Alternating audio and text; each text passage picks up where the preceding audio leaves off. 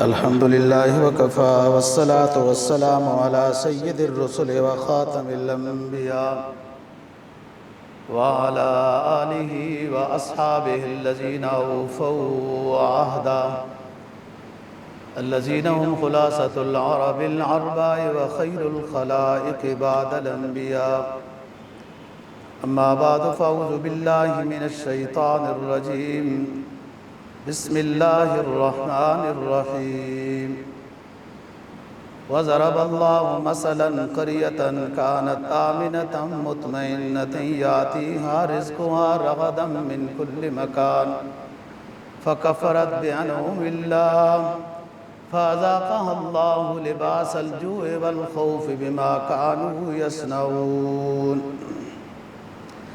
قال النبي صلى الله عليه وسلم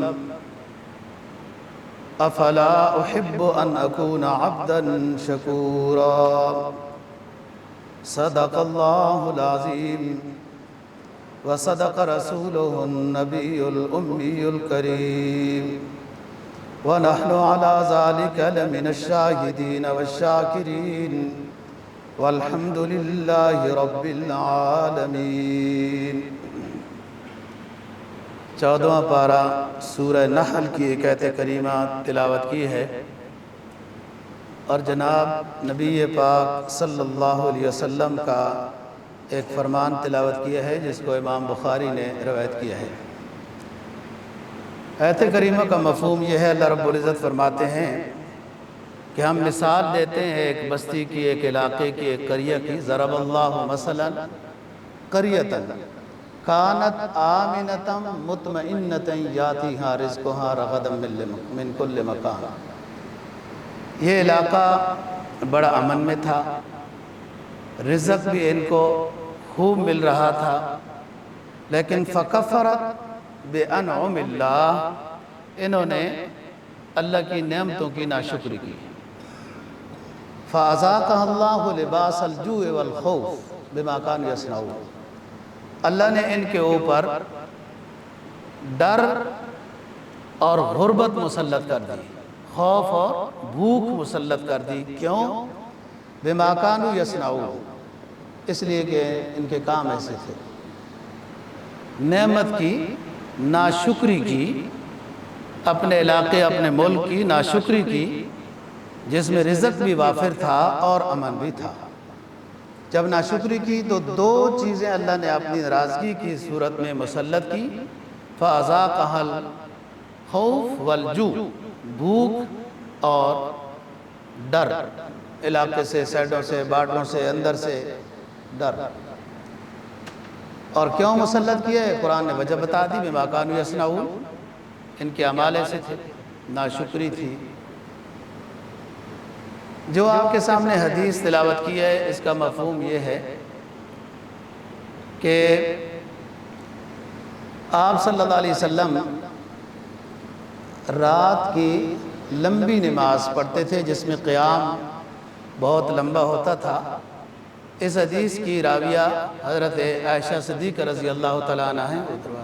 دروازہ کھولا۔ انہوں نے رسول پاک صلی اللہ علیہ وسلم کو دیکھا، یتفتر قدماہ، آپ صلی اللہ علیہ وسلم کے قدم سوج جاتے تھے، تو قدم سوج جاتے تھے تو حضرت عائشہ نے فرمایا کہ حضرت قد غفر لک ما تقدم من ذنبک وما تاخر، کہ آپ کے تو کوئی گناہ ہے ہی نہیں، آپ معصوم ہیں، تو آپ اتنی زیادہ رات کو عبادت کرتے ہیں کہ آپ کے قدم مبارک سوج جاتے ہیں۔ اس کے جواب میں آپ نے یہ جملہ ارشاد فرمایا جو میں نے خطبے میں تلاوت کیا کہ ٹھیک ہے، اللہ نے مجھے معصوم بنایا، امام الانبیاء بنایا، میرے کوئی گناہ نہیں ہے، لیکن افلا احب ان اکون عبدا شکورا، کیا میں اللہ تعالیٰ کا شکر بجا نہ لاؤں کہ جب اتنی نعمتیں اللہ نے مجھے دی ہیں تو اس کا شکر کیوں نہ بجا لاؤں۔ دو باتیں یہاں عرض کرنی ہے۔ ایک تو یہ کہ یوں عام روٹین میں بندہ جو نفل پڑھتا ہے نا، اس میں ایک رکوع ہر رکعت میں پڑھ لے، بے شک 8 رکعتیں پڑھے 10 پڑھے، اس سے پنڈلیاں یا پاؤں نہیں سوجتے۔ جب بہت لمبا قیام ہو تو پھر اس وقت پنڈلیاں اور پاؤں سوجتے ہیں۔ آپ اس سے دیکھ لیں کہ آپ صلی اللہ علیہ وسلم کے جو قدم مبارک سوج جاتے تھے تو آپ کا قیام لمبا ہوتا تھا، جس کی وجہ سے خون کا دورانیہ وہ رک جاتا ہے، جس سے آپ کے قدم سوج جاتے تھے۔ سمجھنے کی بات یہ ہے کہ یہ وہ ہستی ہے جو معصوم ہے، پیغمبر ہے، امام الانبیاء ہے، یہ اتنی شکر گزاری کر رہے ہیں، عبادت کر رہے ہیں۔ ایک عام امتی کو تھوڑا تیز کرو، ایک عام امتی کو تو اس سے بڑھ کر خیال کرنا ہے اپنی عبادات کا کہ وہ تو گناہگار بھی ہوتا ہے۔ تو آپ نے یہ جملہ جواب میں ارشاد فرمایا کہ میں شکریہ نہیں ادا کروں کہ دیکھو میں بظاہر کوئی اتنا مقصد ہے کہ مالداری کے لحاظ سے یا دوسرے لحاظ سے نہیں تھا، لیکن اللہ تعالیٰ نے کس طرح نوازا ہے۔ اور والضحیٰ میں بیان بھی ہوا کہ ہم نے آپ کو دیکھو یتیم تھے کیسا اونچا بنایا، آپ کے پاس اتنا پیسہ نہیں تھا کس طرح آپ کو پھر دیا، آپ کو جماعت کتنی ایسی عطا کی وغیرہ، تو آپ اس کے اوپر شکر بجا لاتے تھے۔ جو بھی نعمت ہو اس نعمت کا حق بھی ہے کہ شکر بجا لایا جائے، حق بھی ہے اس نعمت کا کہ شکر بجا لایا جائے، اور دوسرا یہ کہ وہ نعمت باقی رہتی ہے، جتنی دنیا باقی ہے، جتنی زندگی ہے، وہ نعمت باقی رہتی ہے اگر اس نعمت پر شکر بجا لایا جائے۔ تیسری چیز نعمت میں اضافہ ہوتا ہے، وَإِذْ رَبُّكَ لَيَبْعَثَنَّ عَلَيْهِمْ وغیرہ، آگے فرمایا لَإِن شَكَرْتُمْ لَأَزِيدَنَّكُمْ، اگر تم کسی نعمت میں بھی شکر بجا لاتے ہو تو ہم اس میں اضافہ کریں گے۔ سب سے پہلی بات کہ نعمت پر شکریہ بجا لانا ضروری ہے، اس لیے شکریہ ادا کرنا ہے۔ نمبر 2، نعمت پر شکر بجا لایا جائے تو نعمت میں دوام رہتا ہے، استمرار رہتا ہے، وہ نعمت باقی رہتی ہے۔ تیسری چیز کہ جو نعمت پر ہم شکر بجا لاتے ہیں تو اس پر اللہ کی طرف سے اجر بھی ہوتا ہے، حکم کی بھی اتباع ہو رہی ہے، اور نعمت میں اضافہ ہوتا ہے۔ نعمت کا شکر بجا لانا واجب، نعمت کے شکر پر نعمت میں اضافہ ہوتا ہے، اور نعمت پر شکر بجا لانے میں نعمت جلدی زائل نہیں ہوتی۔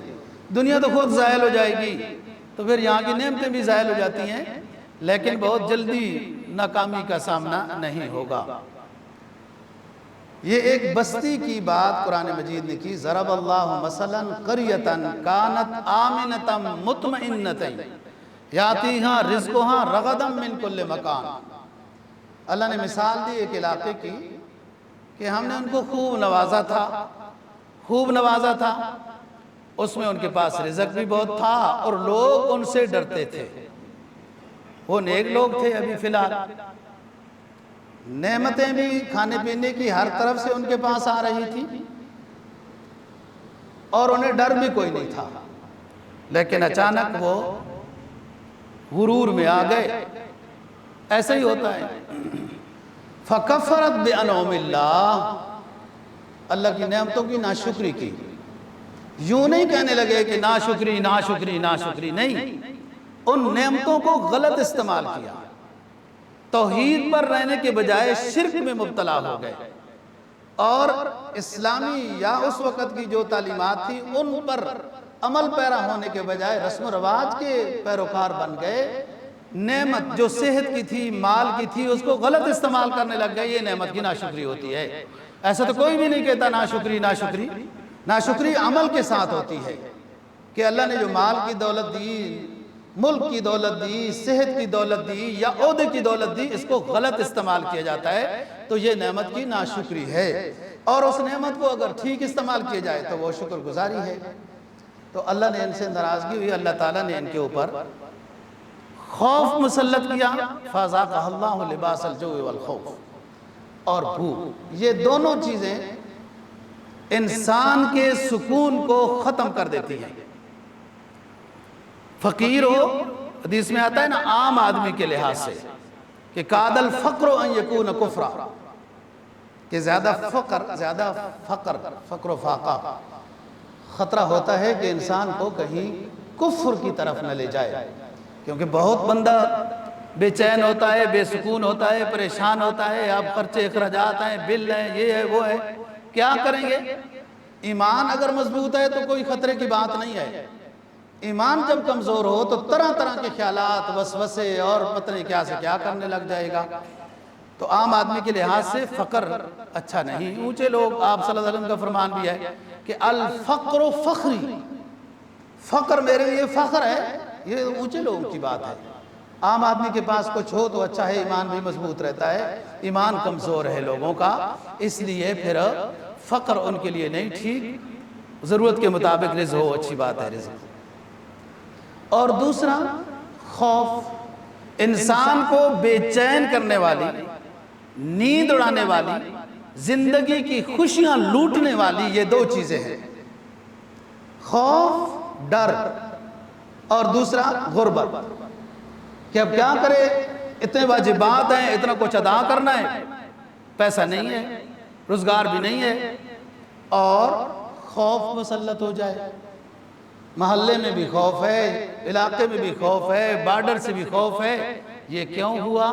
اللہ ناراض ہوا کہ ناشکری کی ہے، نعمت کی اور چھن جاتی ہے پھر نعمت، پتہ بھی نہیں چلتا۔ اور دوسری چیز، دوسرے مقام پہ یہاں تو بعض حضرات نے کہا کہ مطلق اللہ نے ایک مثال دی ہے کہ کوئی بھی بستی ہو، اللہ اس کو امن بھی دیتا ہے، رزق بھی دیتا ہے، جب وہ ناشکرے ہو جاتے ہیں تو پھر امن بھی چھن جاتا ہے اور غربت آ جاتی ہے، جیسے ہمارا حال ہے۔ اور دوسری چیز 22ویں پارے میں قوم سبا کا واقعہ بیان کیا، لَقَدْ كَانَ لِسَبَإٍ فِي مَسْكَنِهِمْ آیَةٌ جَنَّتَانِ عَنْ يَمِینٍ وَشِمَالٍ كُلُوا مِن رِزْقِ رَبِّكُمْ وَاشْكُرُوا لَهُ بَلْدَةٌ طَیِّبَةٌ وَرَبٌّ غَفُورٌ۔ ایک قوم سبا گزری ہے، اس کو ہم نے خوب ظاہری نعمتوں سے بھی نوازا تھا، ان کی جو وادی تھی دونوں سائڈوں میں نہریں بھی جاری تھی، باغات بھی تھے، اور اگر ادھر سے کوئی بندہ جاتا اس وادی میں، اس کی سر میں جوئیں ہوتی، کچھ ہوتا، وہ خود مر جاتی تھی۔ کوئی موذی چیز اس شفا والے آب و ہوا میں جب جاتی تھی تو وہ موذی چیز بھی مر جاتی تھی، وہاں کے لوگ بھی صحت مند تھے۔ اور ٹوکرا لے کے کوئی نیچے سے پھر جاتا نا جی، تو وہ پکے ہوئے پھل اس کے خود ٹوکرا بھر دیتے تھے، اتنے وہ عمل میں تھے۔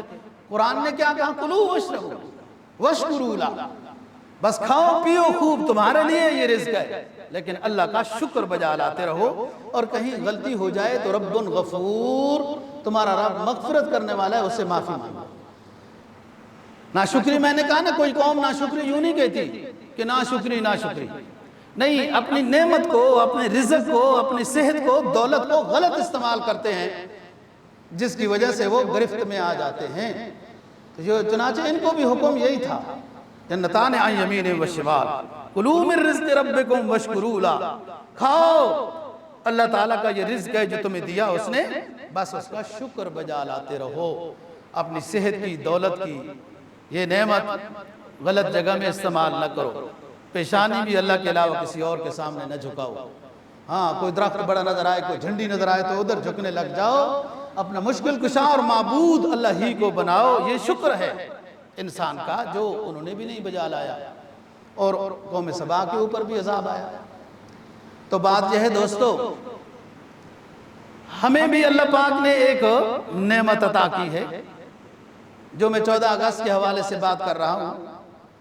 ہر سال 14 اگست آتا ہے، ملک کی یہ آزادی تازہ ہوتی ہے، اور قدرت کا نظام دیکھو کہ ادھر سے 14 اگست 47 اور ادھر 27ویں شب ہے اور صبح جمعۃ المبارک ہے، یعنی رمضان المبارک میں یہ اتفاق سے ایسا ہوا، قدرت کو ایسا منظور تھا۔ رمضان المبارک میں 27ویں شب میں فیصلہ ہوتا ہے، صبح جمعہ ہے، جمعہ بھی ہے اور 27ویں روزہ بھی ہے، یہ نعمت اللہ نے عطا کی ہے۔ اور دوسرے لحاظ سے 14 اگست میں عیسوی کے لحاظ سے چونکہ یہی تاریخ غالب ہے تو اسی کے لحاظ سے حکومت بھی مناتی ہے۔ اور شکر بجا لانا تو یہ تھا کہ اسلامی تعلیمات کا اس میں عروج ہوتا، وہ نافذ ہوتی، اور یہاں اسلام کی بہاریں محسوس ہوتی کہ اس وقت تو نعرہ یہ لگایا گیا تھا کہ پاکستان کے اصول کا مطلب یہ ہے لا الہ الا اللہ محمد رسول اللہ، لیکن اس کے تقاضے کے مطابق جو پاکستان بنانے والے تھے وہ قدرت کو کیا منظور تھا، وہ جلدی چلے گئے، یا جو تھے تو ان کو یا شہید کر دیا گیا یا معزول کر دیا گیا، دو چار ہی بندے تھے۔ قائد اعظم صاحب رحمہ اللہ بھی جلدی دنیا سے چلے گئے، ان کی پہلے سے ہی طبیعت خراب تھی، بیمار چل رہے تھے، کچھ ساتھیوں نے بھی وفا نہیں کی ہے، بس آپ تاریخ پڑھ لیں۔ لیاقت علی خان صاحب اچھے آدمی تھے، ملک کے لیے وفادار تھے تو شہید کر دیا گیا۔ خواجہ ناظم الدین اچھے آدمی تھے، حکومت ختم کر دی گئی۔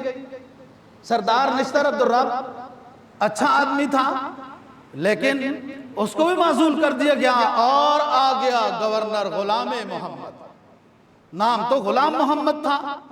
انگریز کے زمانے میں یہ ان کا وزیر خزانہ تھا، تو کتنا وفاد ان کا وزیر خزانہ، کتنا وفادار ہوتا کہ پھر ہمارے ملک کا اس کو گورنر بنا دیا گیا، اور اس کے بعد یہ کشتی ہچکولے کھا رہی ہے جو آج تک اس کی سمت صحیح نہیں ہوئی ہے، انہیں پتہ ہی نہیں ہے کیا کرنا کیا ہے۔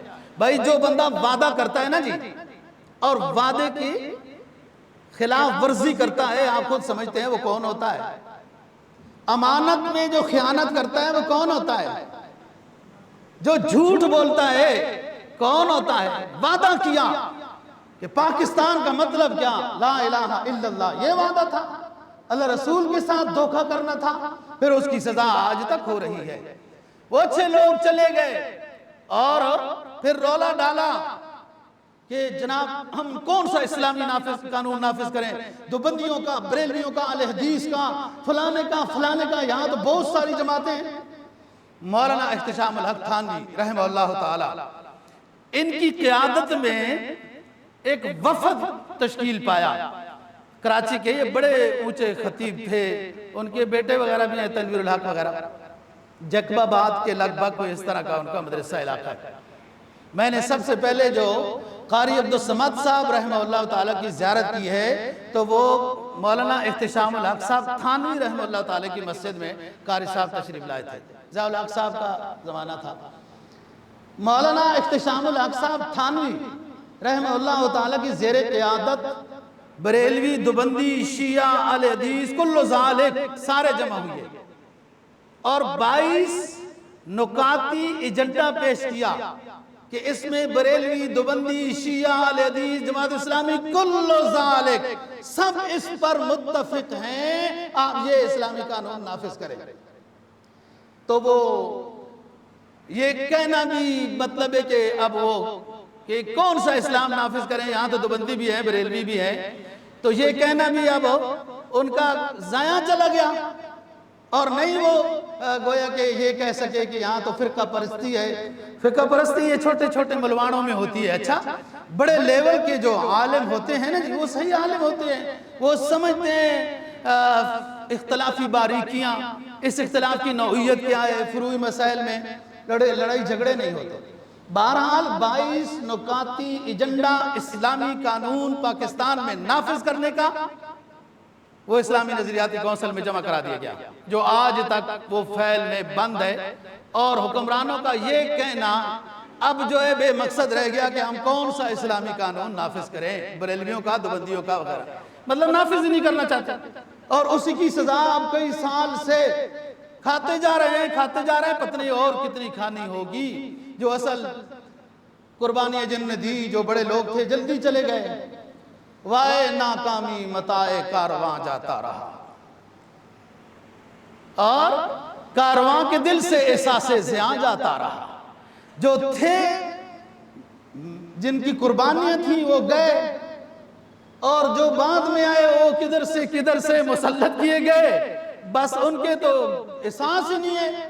یہ ملک اتنی بڑی نعمت ہے، اور اللہ تعالیٰ نے یہاں پر جو ہمیں یہ خطہ عطا کیا ہے، کوئی مقصد ہے، کوئی نظریہ ہے۔ دیکھو بھائی 2 نعرے لگے نا، 2 قومی نظریوں کے لحاظ سے ملک وجود میں آیا، نعرے لگے، الکفر ملت واحدہ الاسلام ملت واحدہ، اسلام کی اشاعت دین کی رونق کو ظاہر کرنے کے لیے پاکستان کو حاصل کیا گیا۔ ہندوستان میں نمازیں بھی ہوتی تھی، مسجدیں بھی تھے، مدرسے بھی تھے، اس طرح کی تو ارکان اسلام کے اوپر تو وہاں بھی کوئی پابندی نہیں تھی، کوئی زکوٰۃ نکالے کس کو دے، حج کرنے اب بھی جاتے ہیں ہندوستان میں جو مسلمان ہیں وغیرہ۔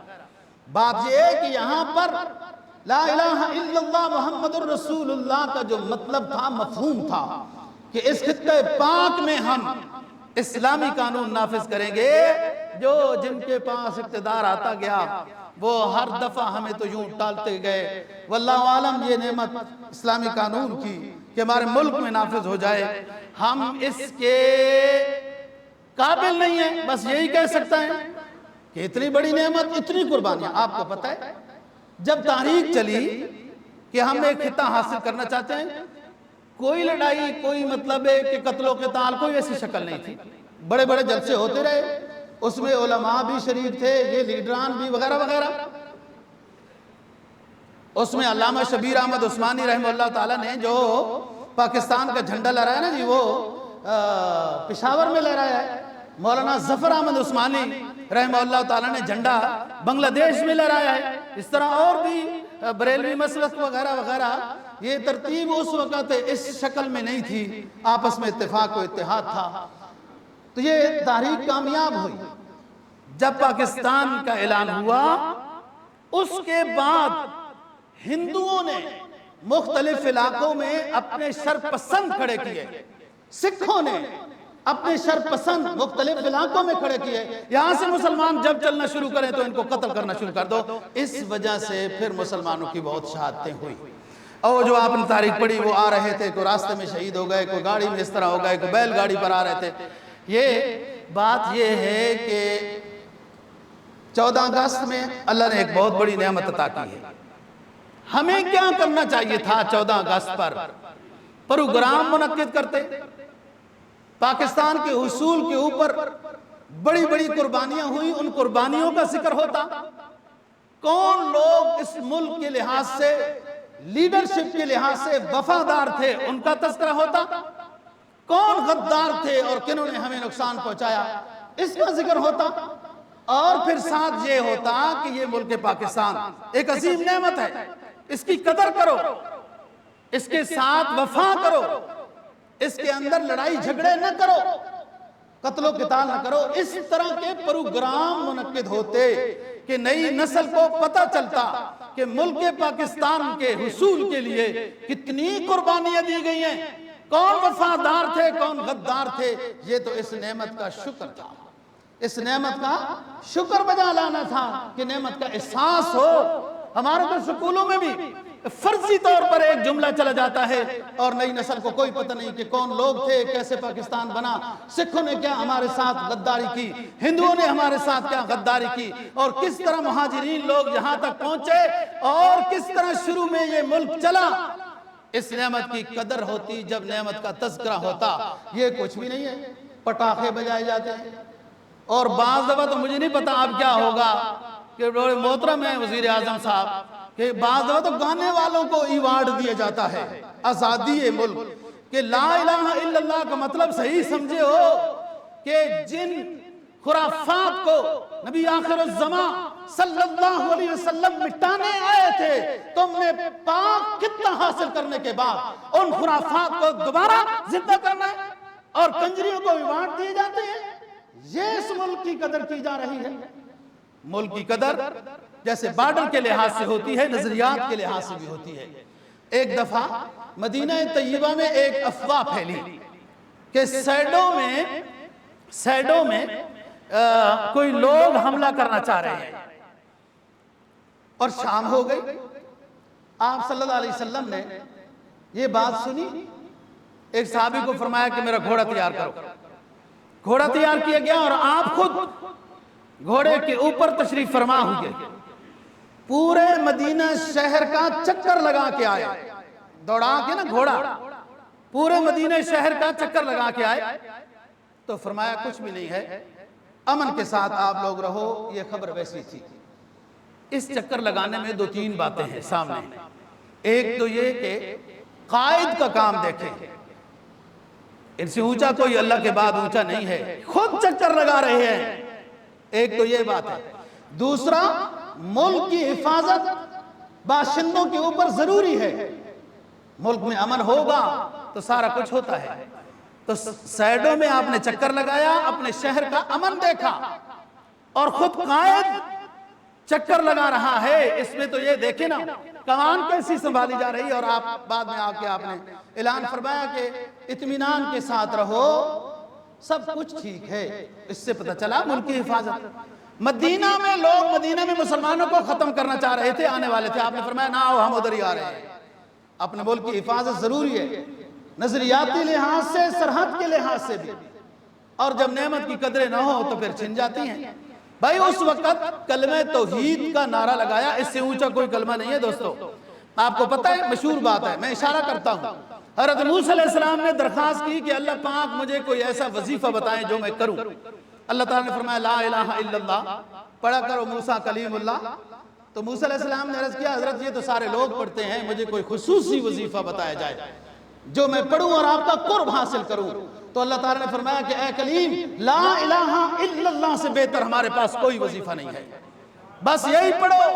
اور حدیث میں آتا ہے کہ جب لا یقال اللہ، کائنات میں جب قیامت آئے گی، لا یقال اللہ، ایک بھی توحید والا بندہ نہیں رہے گا. صحیح معنی میں اللہ اللہ کہنے والا نہیں رہے گا. تو ہم اس وقت پھر قیامت برپا کر دیں گے کہ مخلوق کا کوئی مقصد ہی نہیں رہا. تخلیق کائنات کا مقصد توحید پر قائم ہونا ہے. اتنا بڑا یہ جملہ ہے. اور حدیث میں جو ایک ترازو پہ یہ جملہ رکھ دیا جائے گا تو نیکیوں والا ترازو جھک جائے گا، باقی وہ اعمال بروں سے دوسرا ترازو بھرا ہوگا، جھکے گا نہیں. یہ اتنا وزنی ہوگا جو اخلاص کے ساتھ کسی نے لا الہ الا اللہ پڑھا ہے. تو بات یہ دوستو، کلمہ توحید پر یہ ملک حاصل کیا گیا، اور توحید کے ساتھ ہی دنیا کی بقا ہے. ابھی جو جملہ حدیث سنائی ہے نا، ایک بندہ بھی جب توحید پر قائم نہیں رہے گا تو قیامت برپا ہو جائے گی. یہ اتنی اونچی چیز ہے. لا یقال اللہ، نہیں کہا جائے گا دنیا میں اللہ. یہ بہت اونچی چیز ہے. علامہ نے کیا بات کہی؟ فرمایا نہ ہو یہ پھول تو بلبل کا ترنم بھی نہ ہو نہ یہ پھول توحید کا تو بلبل کا ترنم بھی نہ ہو، چمن دار کی کلیوں میں تبسم بھی نہ ہو یہ ساقی تو پھر میں بھی نہ ہو، خم بھی نہ ہو، بزم توحید نہ ہو دنیا میں تو پھر تم بھی نہ ہو. اگر توحید نہیں رہے گی پھر تو تم بھی نہیں ہو. جب توحید کے اوپر یہ ملک حاصل کیا، پاکستان کا مطلب کیا؟ لا الہ الا اللہ، بس اتنا ہی مطلب تھا. صرف حاصل کرنا تھا اور اسلامی قانون نافذ نہیں کیا. مسلمانوں کی حکمرانوں رہی ہیں، مسلمانوں نے ملک بنایا، حکمران مسلمان ہی تھے. حدیث میں جناب نبی پاک صلی اللہ علیہ وسلم کا فرمان ہے نعمتان مغبون فیہما کثیر من الناس الصحت والفراغ. نعمتان مغبون فیہما کثیر من الناس الصحت والفراغ. دو نعمتیں جن میں اکثر لوگوں کے پاس یہ نعمتیں ہیں اور ان نعمتوں کے بارے میں غافل ہیں. پتہ ہی نہیں ہے ان کے پاس کہ ہمارے پاس یہ نعمتیں ہیں، لیکن وہ شیطان کے بس مزین کارنامے پیش کرتا ہے نا جی، وہ اس میں آئے ہوئے ہیں. صحت ایک نعمت، دوسری فرصت کی نعمت. فرصت کو بھی گناہوں میں لگایا جا رہا ہے، صحت کو بھی گناہوں میں لگایا جا رہا ہے، دولت کو، عہدے کو گناہوں میں لگایا جا رہا ہے، اور شیطان کی شاگردی اختیار کی جا رہی ہے. اللہ کی مدد کیسے آئے گی دوستو؟ اللہ کی مدد کیسے آئے گی جب اللہ کی نعمتیں جو دی ہوئی ہے، نعمتیں جو دی ہیں، صحت ہے، دولت ہے، فرصت ہے، ملک ہے وغیرہ، اس کو جب صحیح اسلامی تعلیمات کے مطابق ان نعمتوں کو نہیں لگایا جائے گا تو ناشکری ہے اور شیطان کی شاگردی ہے۔ شیطان کی شاگردی انسان کو ناکام کرتی ہے، کامیاب نہیں کرتی۔ 13ویں پارے میں آتا ہے کہ آخرت میں جن لوگوں نے شیطانوں کی بات مانی نا جی، تو شیطان سامنے آ جائے گا، لوگ اس کو کہیں گے کہ آپ نے ہمیں یہ وعدہ دلایا تھا، یہ وعدہ دلایا تھا، یہ وعدہ دلایا تھا، اب کچھ تو کرو۔ کہتا ہے وَوَعَدْتُكُمْ وَأَخْلَفْتُكُمْ فَأَخْلَفْتُكُمْ مَا أَنَا بِمُصْرِخِيَّ وَمَا أَنْتُمْ بِمُصْرِخِيَّ۔ بس یہی بات ہوئی نا کہ میں نے وعدہ کیا تھا تو وعدہ خلافی کی ہے، بس وعدہ کیا تھا تو وعدہ خلافی کی ہے نا، بس اور کیا کیا ہے؟ مجھے نہ بدنام کرو، میں نے تو صرف راستہ دکھایا تھا، اپنے آپ کو بدنام کرو کہ تم نے خود اچھی تعلیمات کو حاصل نہیں کیا۔ بات یہ ہے نا کہ شیطان ورغلاتا ہے، ٹھیک ہے، شیطان گناہ کراتا ہے، ٹھیک ہے، اچھا کیا گناہ کرنے والے کو، شیطان کی بات مارنے والے کو آخرت میں معافی ملے گی، سزا نہیں ہوگی؟ کیونکہ اس کا تو قصور ہی نہیں ہے، غلطی تو شیطان کی ہے نا، اس نے اس کو گندے راستے پر لگایا تھا، ایسا تو نہیں ہے۔ بات یہ ہے کہ اس کی بات کیوں مانتے ہیں آپ مجبور محض تو نہیں ہیں، مجبور محض تو نہیں ہے، آپ کو کسی نے مجبور تو نہیں کیا تھا ہاتھ پکڑ کر کے یہ گناہ کرو۔ شیطان کیا کہتا ہے؟ ثُمَّ لَآتِيَنَّهُم مِّن بَيْنِ أَيْدِيهِمْ وَمِنْ خَلْفِهِمْ وَعَنْ أَيْمَانِهِمْ وَعَنْ شَمَائِلِهِمْ وَلَا تَجِدُ أَكْثَرَهُمْ شَاكِرِينَ۔ اللہ نے مجھے آپ نے راندہ درگاہ کیا، میں کبھی ان کو گمراہ کرنے کے لیے ان کے آگے سے، کبھی ان کے پیچھے سے، کبھی ان کے دائیں سے، کبھی ان کے بائیں سے ان کو گمراہ کرنے آؤں گا۔ اور قرآن کہتا ہے إِلَّا عِبَادَكَ مِنْهُمُ الْمُخْلَصِينَ، جو اللہ کے بندے ہوں گے ان پہ شیطان کہتا ہے میرا بس نہیں چلے گا۔ لیکن اگلی بات خیال سے سننا، شیطان کہتا ہے ثُمَّ لَآتِيَنَّهُم مِّن بَيْنِ أَيْدِيهِمْ وَمِنْ خَلْفِهِمْ وَعَنْ أَيْمَانِهِمْ وَعَنْ شَمَائِلِهِمْ، ہر سائیڈ سے آ کر میں تیرے بندوں کو گمراہ کروں گا، لیکن وَلَا تَجِدُ أَكْثَرَهُمْ شَاكِرِينَ، اے میرے رب تیرے بندے اکثر تو تیرے شکر گزار نہیں ہیں، جو تیرے بندے تیرا شکر بجا لانے والے نہیں ہوں گے انہی پر میرا بس چلے گا، وہ میری شاگردی کریں گے۔ یہاں تو ہمیں اتنا پیاری بات بتا دی گئی ہے کہ اگر آپ اللہ کا شکر بجا لانے والے ہیں تو آپ شیطان کے شاگرد نہیں ہیں۔ وَلَا تَجِدُ أَكْثَرَهُمْ شَاكِرِينَ، 5واں پارہ آخری پاؤ شروع ہو رہا ہے، ذرا تفسیر کا مطالعہ کریں۔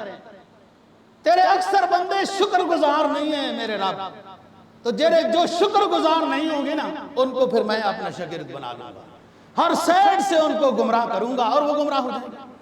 آپ شکر گزار بندے بنے، آپس میں اتفاق و اتحاد سے رہیں، ارکان اسلام کے علاوہ ملک کے وفادار بنے، ملک جیسے حکمرانوں نے اور فوج نے ملک کا خیال کرنا ہے ایسے ہی ہر باشندے نے خیال کرنا ہے۔ منفعت ایک ہے اس قوم کی، نقصان بھی ایک۔ علامہ کیا کہہ گیا؟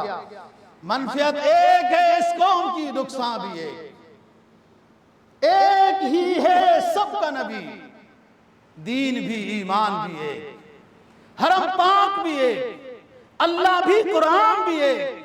کیا بڑی بات تھی کہ تم ہوتے مسلمان بھی ایک۔ ذرا سی باتوں پر آپس میں لڑ رہے ہو، دشمن تماشے جناب دیکھ رہا ہے اور آپ کو کمزور کرتا جا رہا ہے۔ تو ہم نے جو آیت سورہ نحل کی تلاوت کی ہے اس میں فرمایا فَأَذَاقَهَا اللَّهُ لِبَاسَ الْجُوعِ وَالْخَوْفِ فَكَفَّرَتْ عَنْهُمُ اللَّهُ۔ جب ہماری نعمتوں کی ناشکری کرو گے، ناشکری ہے نا جی، ہم نے لا الہ الا اللہ کے اوپر ملک حاصل کیا تو اس کے اندر لا الہ کا قانون تو نہیں۔ دیکھو آپ دیکھتے رہتے ہو دنیا میں خبریں آتی رہتی ہیں کہ امریکہ میں ایک مسلمان کا مطلب ایک عیسائی مسلمان ہو گیا، عورت مسلمان ہو گئی، نو مسلم ہے، وہ کلمہ پڑھتے ہیں۔ ڈاکٹر ذاکر صاحب بھی جو کلمہ پڑھاتے ہیں، وہ لوگ مسلمان ہو جاتے ہیں، وہ مسلمان ہونے کے بعد وہ کلمہ ہی پڑھتے ہیں نا، لا الہ الا اللہ اشہد ان لا الہ الا اللہ، یہی 2 کلمے پڑھتے ہیں نا، مسلمان ہو جاتے ہیں نا، اس کے بعد خود بخود وہ عورت جو ہوتی ہے پردہ کرنے لگ جاتی ہے، مرد نماز سیکھنے لگ گیا، جھوٹ سے باز آ گیا، فلان سے باز آ گیا، اور وہ شراب سے باز آ گیا۔ کیا مطلب ہے کہ وہ تقاضۂ کلمہ توحید سمجھتے ہیں کہ صرف لا الہ الا اللہ پڑھنا کافی نہیں ہے، اس کے بعد اسلام کے تقاضے ہمارے اوپر نافذ ہوتے ہیں کہ یہ ارکان اسلام ہیں، یہ نیکیاں ہیں، یہ گناہ ہیں، اور ان سے اپنے آپ کو بچانا ہے، ان گناہوں سے اپنے آپ کو بچانا ہے۔ تو یہی کلمہ توحید جو نعرہ لگایا تھا اس کا تقاضا یہ تھا کہ اس خطہ پاک میں اسلامی قانون کو نافذ کیا جاتا، جو آج تک نہیں کیا۔ ہم پر خوف بھی مسلط ہے، اندر سے بھی باہر سے بھی، اور بھوک کی تو ہم دنیا میں مثال بنے ہوئے ہیں، بھوک میں دنیا میں مثال بنے ہوئے ہیں کہ جو ہمارے ملک جن کو آپ اپنے ساتھ بٹھانا گوارا نہیں کرتے تھے، ان کا ڈالر دیکھو، اپنا ڈالر دیکھو، جن کو سمجھتے تھے کہ ہمیشہ ہماری مدد کے اوپر یہ افغانی پلتے رہیں گے، ان کی کرنسی دیکھو، اپنی دیکھو۔ اللہ کے قریب جانے میں امن اور سلامتی بھی ملتی ہے، عزت بھی ملتی ہے، رزق کی بھی فراوانی ہوتی ہے۔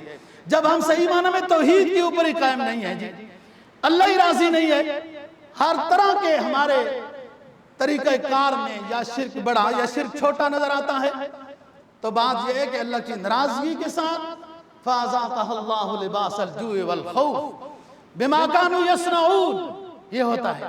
اور 14 اگست کے آپ تھوڑا سا تاریخ پڑھیں نا، پڑھے لکھے ہیں، ہم تو اشارہ کرتے ہیں آپ کو، آپ سمجھتے ہیں۔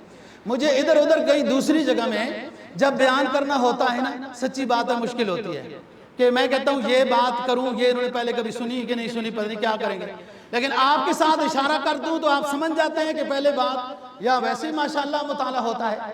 فتح مکہ کی تاریخ کو پڑھیں نا جی، فتح مکہ ہوا، اور بہت معمولی بات نہیں ہے یہ فتح مکہ کا فتح ہونا جی، یہ اسلام اور کفر کا فیصلہ تھا۔ یہ ادھر ادھر کے قبائل نے اپنے ایمان کو معلق اور شرط کے ساتھ مشروط کیا ہوا تھا کہ اگر مکہ اس نبی نے فتح کر لیا تو ہم مسلمان ہو جائیں گے، کیونکہ مکہ کو کوئی فتح ہی نہیں کر سکتا تھا۔ جب مکہ فتح ہو گیا بہت بڑی بات تھی۔ تو اذا جاء نصر اللہ والفتح ورأیت الناس يدخلون فی دین اللہ افواجا، اللہ نے فتح عطا کی تو دیکھا آپ نے کہ فوج در فوج، قبائل در قبائل، وہ سارے کے سارے اسلام میں داخل ہو رہے تھے، یہ وہی لوگ تھے، اور مکہ فتح ہو گیا۔ آپ صلی اللہ علیہ وسلم مکہ میں عاجزی کے ساتھ داخل ہوئے، سر جھکا ہوا تھا، اذان بلال سے دلائی مکہ فتح ہونے کے بعد، لیکن آپ نے کیا کیا ہے؟ شکرانے کے طور پر 3 کام ہیں آپ کے۔ ایک تو آپ نے یہ فرمایا لا تثریب علیکم اليوم، پرانے کے لیے شکوے اور ناراضگیاں نہیں دہرائی جائیں گی، آ جاؤ اسلام میں رحمت للعالمین کی چھتری میں آ جاؤ، معافی ملے گی، سابقہ سارے گناہ معاف کر دیے جائیں گے، الاسلام یہدم ما کان قبل کے عنوان پر عمل ہوگا۔ اور دوسرا آپ نہائے دھوئے، تھکاوٹ دور کی، کپڑے سے بھی تن کیے، 8 رکعتیں آپ نے دوستو شکرانے کی ادا کی ہیں۔ یہ نبی پاک صلی اللہ علیہ وسلم کا عمل ہے۔ مکہ ملا، بابا کے بنایا ہوا گھر بھی آج آزاد ہو گیا، وہ بھی اس کے پوتے کے حوالے ہو گیا، چابیاں مل گئی، ایک خاندان کے حوالے کر دی۔ مکہ والے 10,000 صحابہ کرام رضی اللہ عنہم آپ کے ساتھ مدینہ سے گئے تھے، وہاں بھی لوگ بہت سارے مسلمان ہو گئے، اور آپ نے اعلان فرمایا اِنَّا فَتَحْنَا لَكَ فَتْحًا مُبِينًا لِيَغْفِرَ لَكَ اللَّهُ مَا تَقَدَّمَ مِن ذَنبِكَ وَمَا تَأَخَّرَ۔ اللہ نے ہمیں فتح مبین سے نوازا، یہ اسی کا رحم و کرم اور فضل شامل حال ہوا کہ ہمیں مکہ المکرمہ عطا کر دیا گیا۔ شکرانے میں نفل ادا کیے، شکرانے میں قرآن کی تلاوت کیے، گناہ نہیں کسی صحابی نے کیا۔ ایک صحابی سے ایک غلطی ہوئی دوستو، اس نے یہ نعرہ لگایا الیوم یوم الملحمہ لحم، آج گوشت کاٹنے کا دن ہے، تم نے ہمیں بڑا ستایا تھا، آج ہم تمہارے گوشت کاٹیں گے۔ سرکار دو جہاں صلی اللہ علیہ وسلم کو پتہ چلا، میرے ایک صحابی نے جذبات میں آ کر یہ نعرہ لگایا، آپ نے ادھر آؤ، فرمایا ادھر آؤ، محمد گوشت کاٹ کر ڈھیر لگانے کے لیے نہیں آیا، محمد تو معاف کرنے کے لیے آیا ہے۔ نعرہ یہ لگاؤ الیوم یوم المرحمہ، آج معافیوں کا دن ہے، خوشیوں کا دن ہے، عفو درگزر کا دن ہے، گناہوں کا دن نہیں۔ او بلو ایریا والو سمجھو بات، اپنی تعلیم و تربیت بھی درست کرو، اپنی اولاد کی تربیت بھی درست کرو، ورنہ یہی حشر ہوگا جیسے ڈاکٹر شاہد کا ہوا۔ اپنے بیٹے نے لاہور والے ڈاکٹر شاہد کو قتل کر دیا۔ اپنی اولاد کی دینی تربیت کرو، خوشی کے ٹائم، آزادی کے دنوں میں اپنے آپ کو اور اولاد کو پٹاخوں میں نہ مصروف کرو، بے حیائیوں میں خرافات سے بچاؤ، کسی کو تکلیف دینے سے بچاؤ، لاہو لعب سے بچاؤ، ڈر اس کی دیر گیری سے۔ یہ ظفر علی خان ہے، جانتے ہو ظفر علی خان؟ جی تاریخ پڑھنا، اچھا آدمی گزرے، اللہ مغفرت فرمائے۔ تو وہ کیا کہتا ہے؟ فرمایا نہ جا اس کے تحمل پر کہ بے ڈھب ہے گرفت اس کی، اعلان نہیں کرتا، کبھی گرفت اس کی اچانک آ جاتی ہے۔ ڈر نہ جا اس کے تحمل پر کہ بے ڈھب ہے گرفت اس کی، ڈر اس کی دیر گیری سے کہ بڑا سخت ہے انتقام اس کا۔ اللہ تعالیٰ مجھے اور آپ کو سمجھ نصیب فرمائے اور اسلامی تعلیمات کو پڑھنے، سمجھنے، عمل کی توفیق نصیب فرمائے۔ وآخر دعوانا